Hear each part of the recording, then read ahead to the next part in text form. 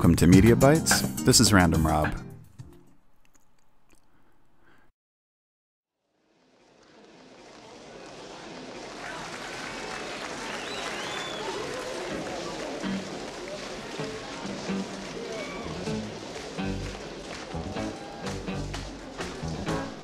"1979's All That Jazz" is a autobiographical fantasy by the late Bob Fosse.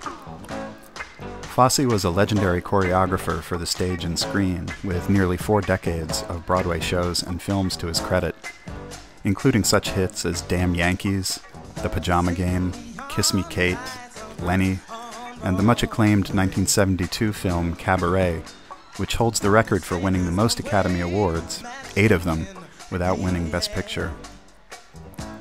Fosse's career was typified by an obsessive, workaholic ethic, and All That Jazz is as much an homage to himself as the lifestyle it depicts. I have a personal fondness for stories that depict artists being consumed by their craft, rather than making a character study about someone who happens to be an artist.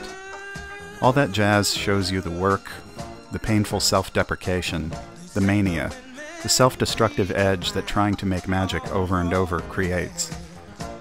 Roy Scheider's smirking brand of bravado really works in his portrayal of choreographer Joe Gideon, who is dancing along a day ahead of a fatal heart attack, trying to crank out one more hit show, while running woefully behind on editing his first feature film, juggling lovers, and nursing a Dexedrine addiction on top of being a chain smoker and a heavy drinker.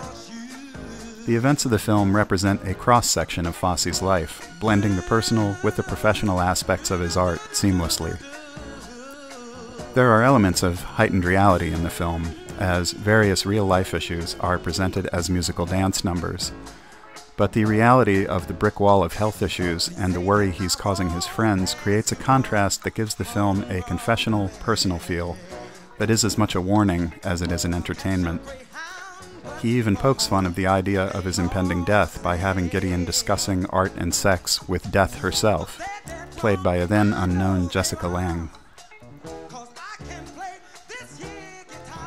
Technically, I would rank this as one of the best edited films ever made.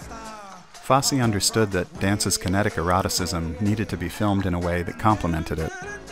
In All That Jazz, every camera angle is sharp and bold, every move gets captured lovingly, and the pace is fast and smooth. Even dialogue-driven scenes that might have played out with more static camera work are turned into dances themselves. Watch this scene where Gideon confesses to his ex-wife Laura, played wonderfully by Leland Palmer, that he has no idea how to stage the first big number of the new show, while she chides him about his bad habits and accidentally gives him a major inspiration. No, it's too cute. Oh, shit.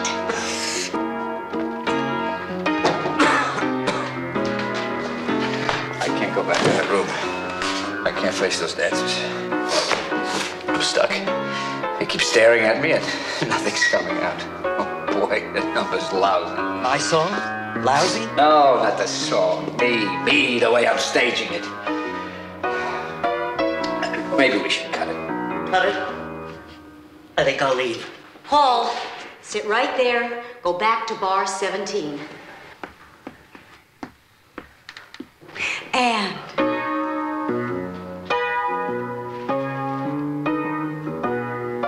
You hear what I said? Nothing is coming. don't worry, Paul.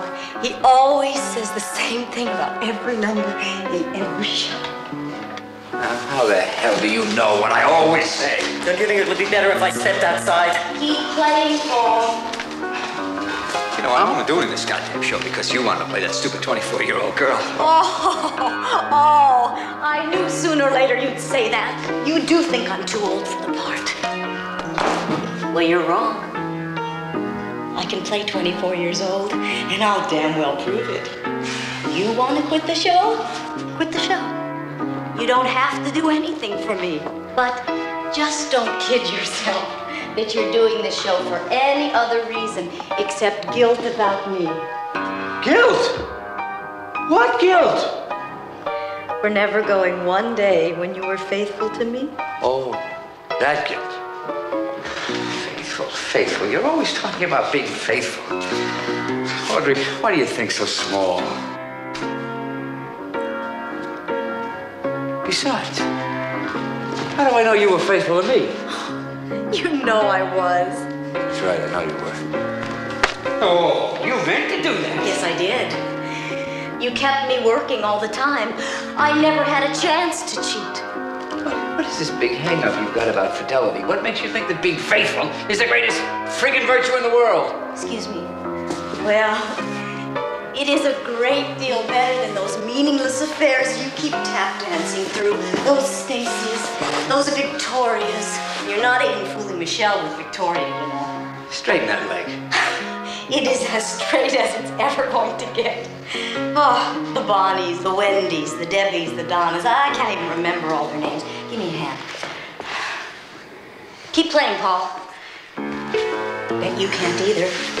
Quick, tell me. What was the name of the girl in Philadelphia? The blonde with the television show.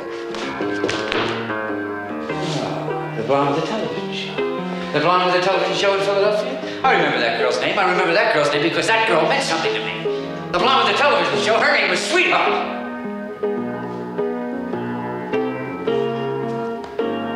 Honey? Baby. Can't remember her name. Dorothy. Who cares? I can't remember her name.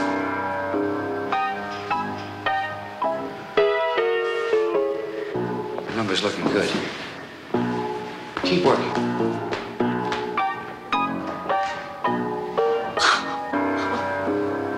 You gonna cut the number? No, I don't think so, Paul. He's gonna cut it. He's gonna cut it. Oh, God, that man. He's gonna drive me crazy.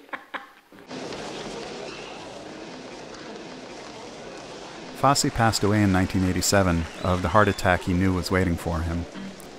He left a significant body of work and a distinctively surreal little footnote about him and his life called All That Jazz. It's easily one of the best of its genre, and I hope it's brought back and restored sometime soon. It is a beautifully constructed film, and worth a second look. That's all for now. Please give this video a thumbs up if you enjoyed it, and subscribe to my YouTube channel. Look for Media Bites on Facebook and check back for new content. Leave any questions or comments below, and we'll see you next time.